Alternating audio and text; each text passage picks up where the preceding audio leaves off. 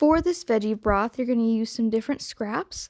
Some I used are sweet potato and sweet potato skins, zucchini skins, and asparagus stalks. I just like to keep my veggie scraps in a bag in the freezer, and once it's completely full, I like to make this recipe. I just add mine into a crock pot, and I'll add between 4 to 6 cups of water. This all just depends on how much broth you want to end up with. So each veggie that you add adds a different flavor, so each time it tastes a little bit different.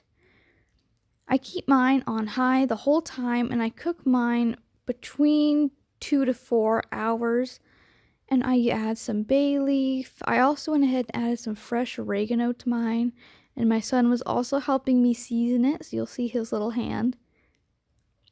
And then for this recipe, I just go ahead, put the lid on, and leave it. You won't come back till later to stir it about halfway through.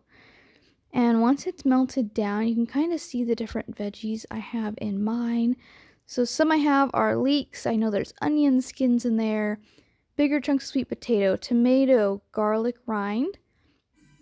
And I like to keep mine in a glass jar in the fridge. You can use whatever you have on hand. I just use the edge of my ladle, push it down against the side, and collect it that way. But you can do it however is easiest for you. So this is the broth at the end. This is super easy, super simple, and definitely tastes better than store-bought.